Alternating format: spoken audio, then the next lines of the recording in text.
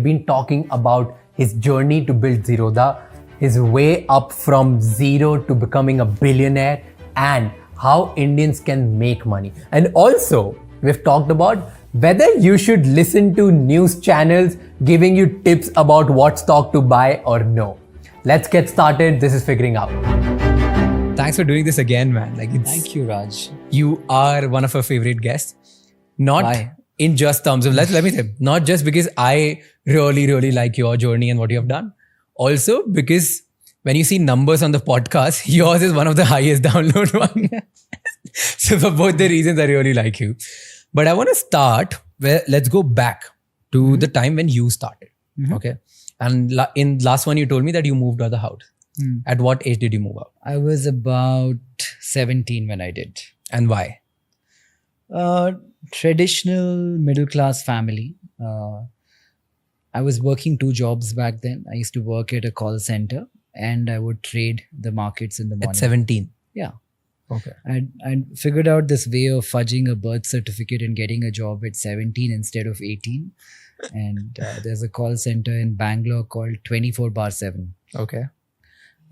Brilliant company. When I joined, they had a few hundred employees. When I quit, they had maybe 10,000 employees. This is like the BPO boom era in India, right? Early 2000s.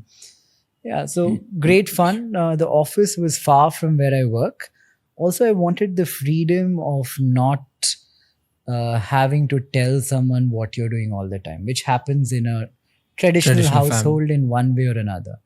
And I think those things in combination, the time I saved in travel and the independence, both of them nudged me towards moving out. So were you making enough to that, you got out, or was this after you decided that you want to move out and then you were like, okay, let's figure out something to make money? No, I had the job. So I got a salary. It doesn't seem like a lot now, but back then it was reasonable. I used to, the first salary I had at a call center, I think was like 8,500 rupees. I was a 17-year-old boy. If you're sharing a home with 3-4 people, you're still left with a few thousand rupees. And I'm talking about 17, 18 years ago today, right? Money went a lot further. You could go to a nice bar and buy a beer for 60 rupees or 70 rupees, unlike today. So it was not a bad life. I made a little bit of money trading on the side. But at the very beginning, trading was very much making money for a bit, consistently for 6 months, and then losing it all on one day and then starting all over again.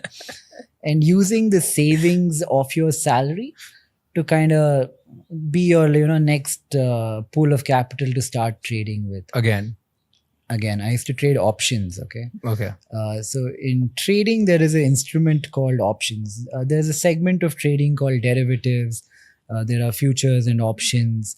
Essentially, what they do is they give you leverage. If you had 100 rupees with you, you can, in one way, buying equity, buy 100 rupees worth of Reliance, for example. But through options, you could buy 1,000 rupees worth of Reliance with $100. Oh, so 10x of what you have. You could get as much as 30x, 40x, 50x back in the day. Even today? Today it's lower, but there is still an inherent element of leverage. Very addictive. It's not the smart investing, long-term kind of stuff. This is like punting on random things intraday a dozen times every day and trying to make money. So fun all around. I had fun at my evening job, which was, I used to do a UK shift. Okay. I would sell personal accidental health insurance for a company called Stonebridge in UK. So it was essentially calling old British people between 5 p.m. to like 1 a.m. in the night, reading a script and trying to sell them insurance. Both jobs, I would say I had fun in. Okay, so now, before we actually move to the part where you talk about trading, financial literacy and all of that, let's start with from a guy who's 17-year-old, just like you, want to make it big and is starting out and also wants the freedom at the same time. So we start from that journey, like what next?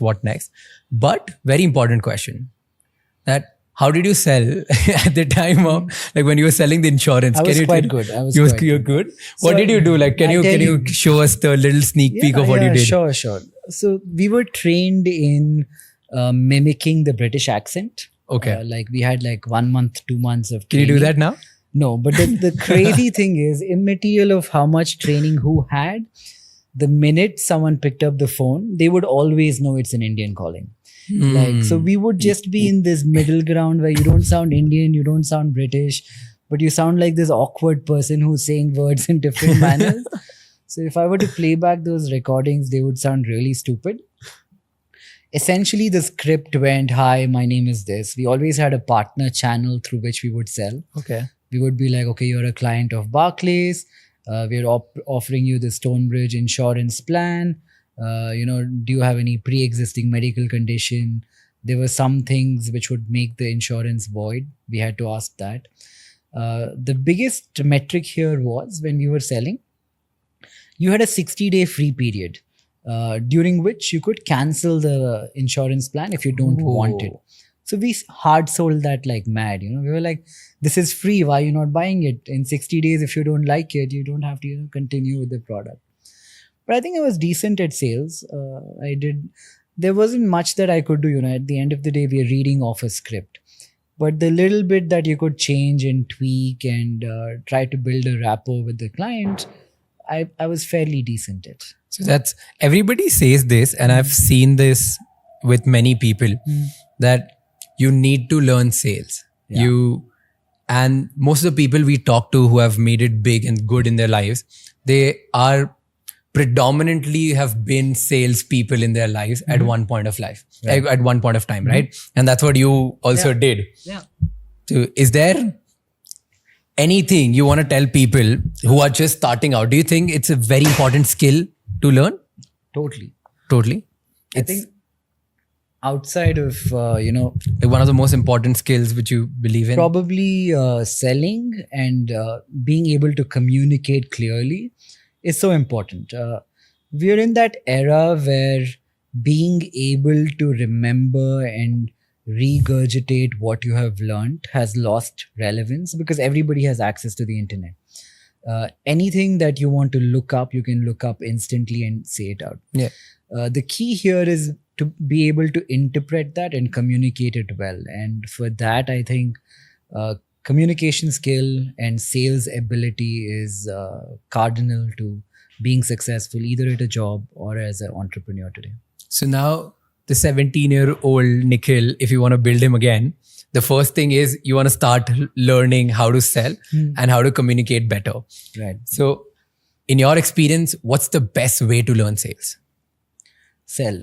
I think I'm from the school of thought where most things are learnt well when you do them versus when you read about them. I mean, reading about them will give you nuances and learnings from people who have tried, attempted and succeeded or failed before. But I'm a fairly pragmatic person and I like learning from experiences. So try to sell and you will learn from that, I would say. So I have a contrary belief to that. I mean, I also believe the same thing that you need to sell, but there's a structure which I think if you learn about that structure, your journey will cut down short. And so there's one thing which I believe in, like if you want to sell, sales is very easy when you read about it. But when you do about it, it's fucking hard, right? And the easy part is sales is just, it's divided into 3 parts. Number 1 is preparation. Like, are you prepared to sell, or like, do you have the product which is ready to be sold? That's number 1. Number 2 is emotion. And there are only 2 emotions, either fear or aspiration. Like you need to press one. And third is urgency. So first is preparation, then emotion, and then urgency. If you can do that, then I think you can sell pretty much anything. Do you agree to that, or there's a lot more to add? No, I agree with you on some level, but there are probably many things you can add to that. You need to be confident when you're selling. You need to, even if you do not believe in the product that you're selling, you need to appear like you do. You need to have, some amount of confidence. In terms of knowledge, I totally agree that you need to know everything about the product that you're selling. Often you can be a great salesman, but you don't know that one question your customer will ask you. If you don't, then he might no longer buy from you. The odds of him not buying goes up significantly. So that's probably important too. That's true. I think confident turns around things for you. Now, 17-year-old Nikhil is want to become confident. Started selling insurance. What's the next step? What did you do next after you were at the call center, right? Yeah. What did you do next? Nothing. Did it for a while. Okay. Company grew, got lucky and grew along with the company, even though I did nothing special. A few people, my manager and my supervisor and stuff like that, I started managing their money as well. Ooh, on the because side. you were making other trading. Yeah. So they promoted me a few times. They made me a team leader, and I played many different roles in the company. At one point, we needed a lot of new people.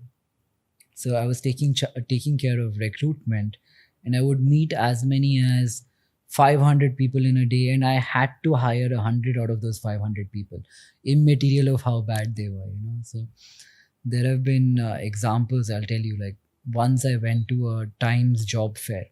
I'm talking about 16, 17 years ago. We put out an ad to recruit people. 1,000 people showed up, but 85% of the crowd could not, speak a word of English. And there were people who had applied to be a watchman, to be a nurse. They were all just sitting in one room. But we started recruitment at that scale. And that was quite intriguing. A good learning experience. You get to meet many different people every day. So I had fun with that to the extent that I could. Along the way, I used to trade. Trading became a bit more consistent when I was about 19 and a half years old.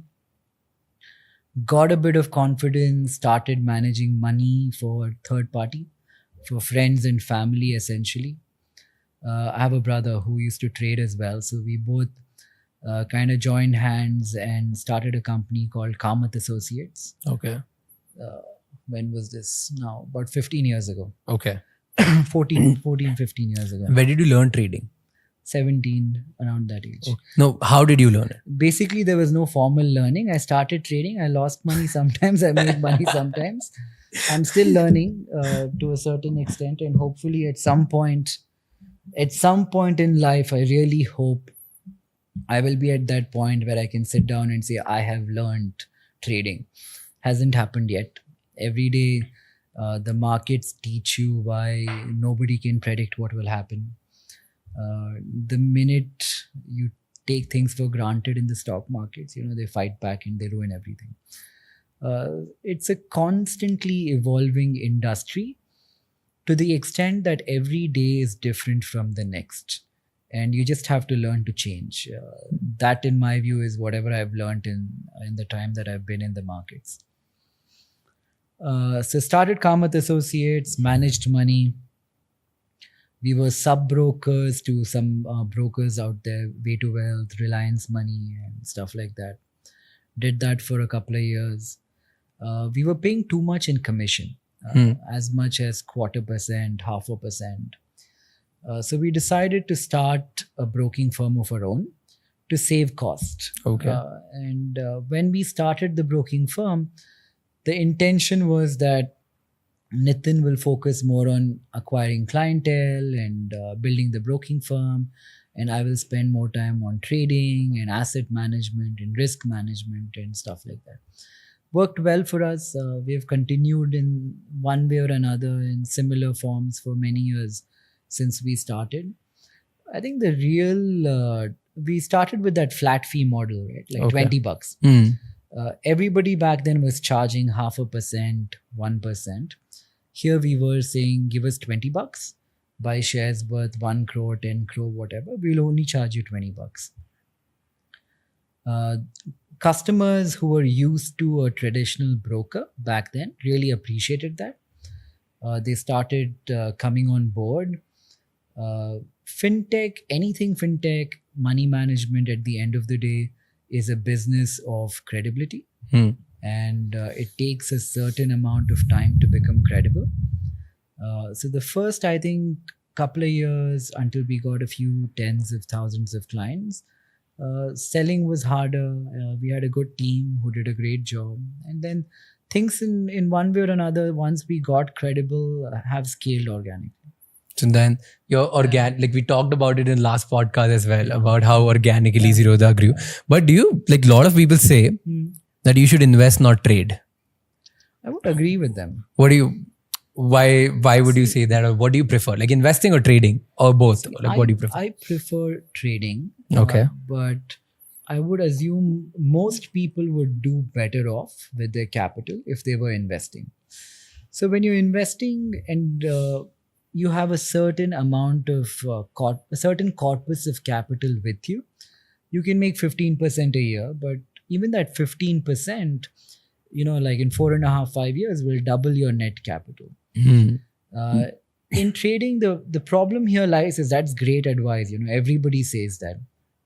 Invest, don't trade, make 15% a year. Your money will compound. In 20 years, you'll have, this huge pile of equity. The problem is for many people who are not starting off with a nest egg, they can't really afford to do that. Like if I have 50,000 rupees that I'm starting with and I want to grow it into something big, I can't really invest and make money. Yeah. So circumstances were like that back then, and I had to grow a small pool of capital. Hence trading, leverage, options, derivatives, all of that were what I was attracted to. But a broader answer to that question, out of 10 people who trade, maybe 8 lose money. Out of 10 people who invest, maybe 3 lose money or 4 lose money. So if you were to ask me advice on if one should be a trader or an investor, for that reason, I would say investor. So like chances of you succeeding are much higher. Are much higher. And okay, so let's say people here who are listening to this podcast are the risky ones. Okay, they are the ones who are the bold ones, and they wanna get into trading. What are these 2 or 3 mistakes they should avoid as a young person? Because when you're young, your biggest problem is you don't have money to start investing. Just like for everyone, and for a lot of reasons. A, your income is not high. B, your aspirations are very high. C, you want to impress a lot of people, do a lot of shit. So you don't have a lot of money. Yeah. So that's actually a tough one. The question essentially, which I typically would not answer, is how to trade with leverage and then not lose too much money too quickly, right? I think one very important thing, it sounds a lot simpler than it actually is stick to the trend. If you spend a certain amount of time in the market, see a very inept beginner will look at the price of 2 stocks at $100. Okay.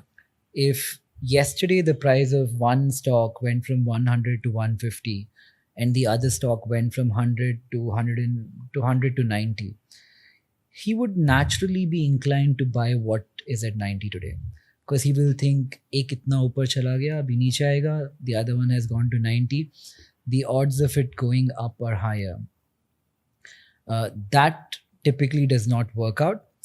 You have to stick to the trend and the prevailing momentum in the market. Watch a stock for a certain amount of time. If something has gone from 100 to 110 to 150 to 200, buy it while it's in that trend and try to exit it before the trend ends. So typically a good way to do this would be enter at 150, keep a stop loss of 10-20% and a target of 50-60%. But enter the transaction with a stop loss and a target which is predefined in one manner or another. So now when you talk about trends, stop loss, all of these things, right? Every day newspaper, like even really reputed ones, you get these target prices. Yeah. You get, should one fall into that or no? No. See, you have to understand this. At the end of the day, if nobody knows what will happen tomorrow, right? Yeah. Absolutely no one. If I knew what is going to happen tomorrow, I would not be sitting and talking to newspapers and spending my time on TV channels. I would be buying and selling. Yeah. So generally, advice which is available for free in any of these mediums does not really work. I had this experiment where I watch a TV channel, let me not name them, but I had picked all the calls they've given in a 1 month period and aggregated them. And if you did the opposite of what everybody was telling you to do, you'd have probably made money. And that would be true for many time periods and many TV channels, both in India, domestically, and even abroad.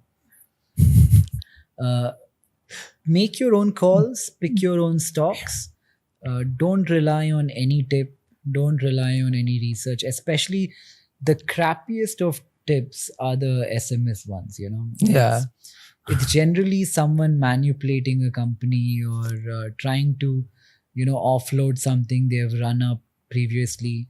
These are things you should just block. You should not even, waste your time looking at. So no, I'm not a fan of tipsters or following advice in that way. You have to make up your own mind and take your own calls. Take your own call, take your own, own it, what you're doing. A lot of people have started entering right now only before, after the pandemic, all of these things happen.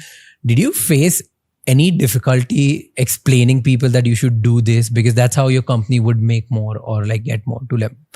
Or it was all organic, just people coming in and you were the best one out there, that's why people got it? So we've always been execution only, and we have shied away from telling people what to do or what not to do. For the lack of a better way to explain it, it's because we don't know what will happen either. Like if you were to ask me, Nikhil, what do I buy and sell in 3 months? I'd be like, I wish I knew. If I knew, I would be buying it, not telling you. But the first thought would be, I wish I knew. But nobody knows, right? Look at sectors like you work in the FMCG industry. Maybe you understand it better than I do. Look at what is happening on the floor of your factory. Is the demand going up? Find sectors like that where you have some kind of a connection with. Go down to the floor, read what is happening, and try to invest like that. That's probably a better approach than taking a tip of someone. True. Doing the ground level work. Okay. Yeah. Now, talking about ground level, talking about money, talking about young people, India is a country which is still, we are considered as a developing nation, poor people trying to do something, right? We've always tagged as those. Which is true. Which is true. Yeah. But now these days when I meet people, their aspirations have gone up. Yeah. But still people are not financially literate. People don't know how to make money. Why is that? Why do you feel is the reason? Why are we still stuck to this? Well, see, when you look at our country broadly in terms of GDP per capita, I don't know the exact number, but I'm guessing it would be somewhere around $3,000 per person. Say China is 5 times or 4 times as much at $12,000, $13,000. The Western countries are probably about $30,000. So we've not had very much money relative to a global scale in our history up until now. So how does somebody know how to manage money if a vast majority of our country has not had the opportunity to earn a really decent wage up until now? So why financial literacy is lower in India is a no-brainer, because people have historically not had the money. A vast majority of our country still does not have the money to invest.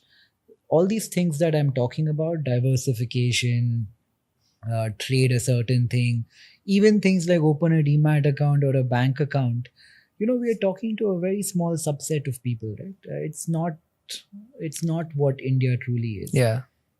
It's a pity. It has to change, and there have to be more opportunities for people to get out of whatever they are in and do jobs that pay more, do jobs that are more fulfilling, and lead a lifestyle where they have access to many different things.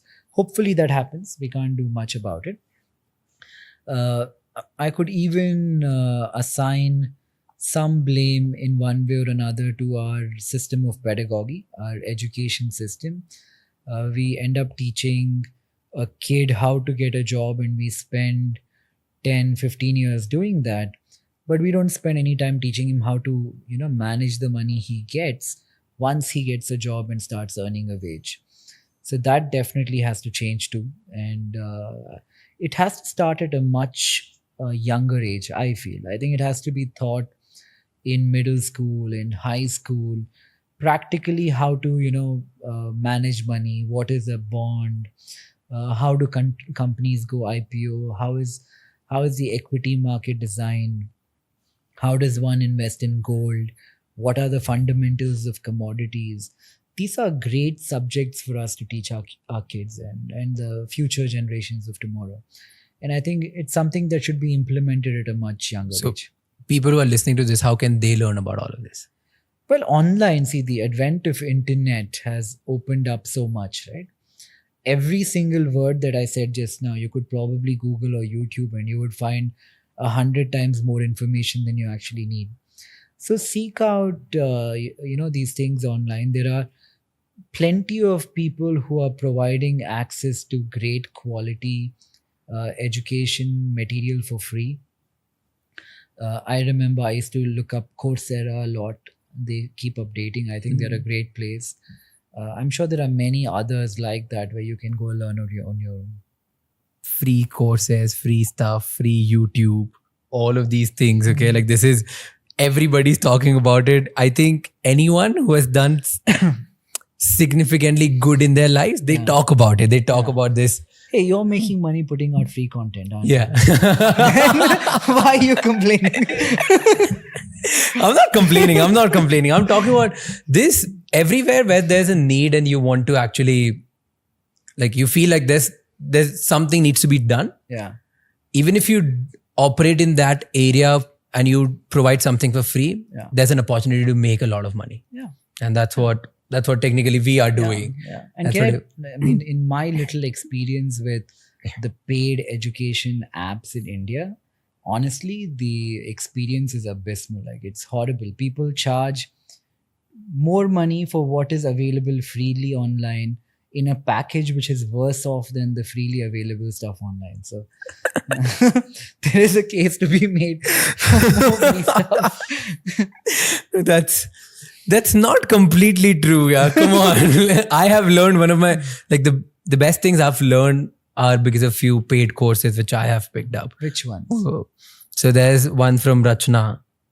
So Rachna Ranade, she's a YouTuber. She has done exceedingly. I'm not talking about individualistic people like that. I'm talking about large institutes. Yeah. So I think individual people need to be paid. Paid, exactly. And individual people, I believe, when they are paid, they give you the best knowledge. Yeah. Because they are accountable. There's this one brand, right? Yeah. They're accountable, that they know they won't be able to make more money if they...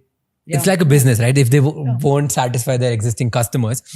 But last time, just taking to the last segment of the conversation, is last time we talked about books and you spoke about philosophy. Yeah. And you love philosophy. You talk about books which has stood out for years, for decades. Yeah.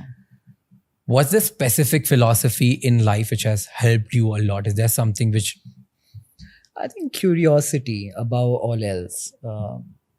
If you go back to the very first philosophers of the world, they were not preaching anything. They were people who were questioning everything.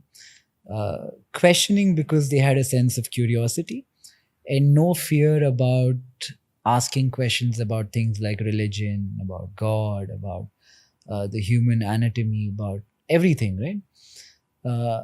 I think that curiosity element is so underappreciated. Like, even when you're as an entrepreneur working with people, that ability for people to ask you questions without worrying about how they look to their peer group and worry about the fact that, you suddenly think that they don't know something, to inculcate curiosity and that innate curiosity where you ask about everything, I think is very important. Humans are like that. We are like that when we are children. We develop super big egos as we grow up and it goes away. But going back to that beginning, I think is a good thing. It's also because we are we're not confident about ourselves. Yeah. We are only, so no matter who you meet, they're confident in front of some people. And they're underconfident in front of others. Yeah. So the person, in front of the people who, let's say, I should be asking the really dumb and stupid questions out of my curiosity, I wouldn't. and I will go ask questions in a group where I know that I'm not going to get the right answers which I really need.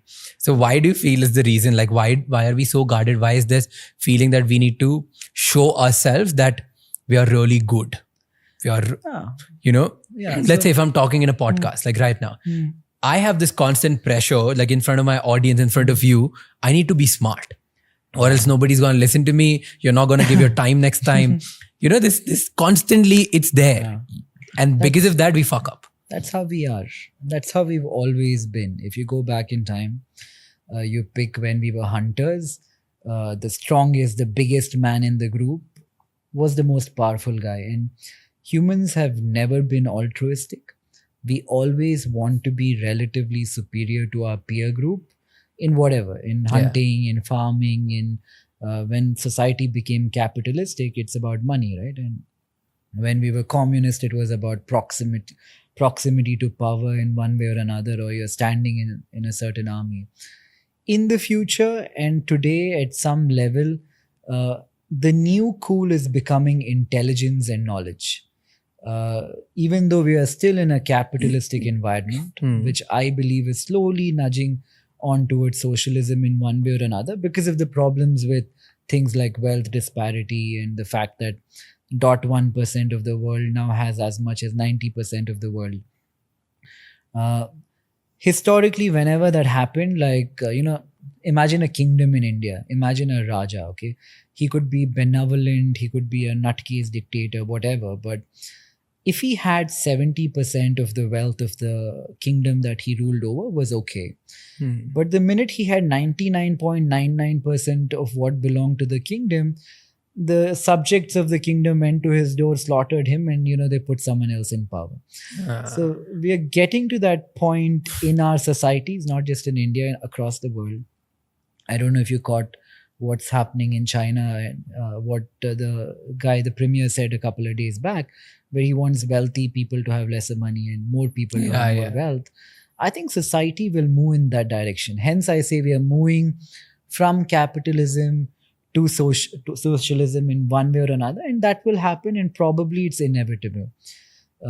In all fairness, we probably go there, then the desire and the drive for innovation goes down significantly, and we come back into a capitalistic society in another 50, 100, 500 years, whatever, right? Who knows? It's like a circle. Yeah, life is a circle in every domain. So what's going to be the next superpower? Irrelevant. I think the thing you need to worry about is in our lifetime. Like, how much time do we have left? I'm 34, you're 26, 27. 25. So let's say we have 50 years. You want status quo to be maintained for 50 years. You never want to be stuck in the transitionary environment where the change actually is happening, because those 30, 40, 50 years are going to probably going to be horrible. Yeah. Those are going to be horrible. Yeah. And by horrible, there's a quote by, I think, I read in one of the books where it was by someone else, but I heard Winston Churchill quoting it, is the problem with socialism is socialism. Yeah. And the problem with capitalism is the capitalist. Yeah. So do you also believe that socialism is a problem? I'm actually seeing that change. Like, I feel more so in Bangalore than in other cities. Everybody wants to be cool, right? Like I was telling you, Hunter wanted this, gardener or whatever, farmer wanted something. So today's capitalistic, their definition of cool at some level is transitioning from hoarding wealth to being considered a philanthropist in society. Giving away is becoming cool. Hoarding is becoming less cool. I see that a lot in Bangalore. If you were to go to a dinner party tomorrow, the person who is most respected will not be the richest person. It will be the person who has done more for society, for community, given away more. Like take, all these people in Bangalore, from Azim Premji to Kiran and all these people, right? They're so well renowned and so respected because of that, because society is changing towards that. That, I think, is the key to make giving away wealth cool. We all have to understand that this wealth disparity is horrible for the world, right? Outside of the fact that X amount of people are unhappy, it's not sustainable. The government has to actively take steps to mitigate it, I'll give you one example. We can go into this subject and talk for hours, but everywhere from America to UK, they all have inheritance taxes. In UK, they call it estate taxes. In South Korea, they call it something. But each time somebody dies and gives away his wealth to his kid, he has to pay the state 30%, 40%. There are high property taxes. If you own an apartment in Bombay today, which is worth 100 crores or whatever, I'm sure you're not even paying 1% of the value of that house every year as property tax. Yeah. These are ways in which you bring down this disparity. Has it worked in the West? Not yet. But is it a step in the right direction? Probably. We need to mimic those things in India. Now, imagine tomorrow, after Mukesh Ambani, Gautam Adani, and 4-5 people after their time, when they give their wealth to their kids, if they have to pay 40% towards bettering the country, A, I think those people will be happy, and B, it will change the country tremendously, because that's a constant redistribution of wealth. Mm-hmm. I would always bet on that doing better relative to income taxes. Now, tomorrow, if I increase Raj's income tax slab from 40% to 55, 60%, you would be less inclined to work as much. Yeah. But when you're dying, if you have to leave money to your kids, then you're paying tax. I don't think it will be such a big deterrent as increasing your income taxes. And that might be a better solution. But something has to be done. I think these are the first steps. Huge inheritance tax. By huge, I mean, 20, 25% to start with. Huge property tax. And you slowly build off that. That's a really good perspective.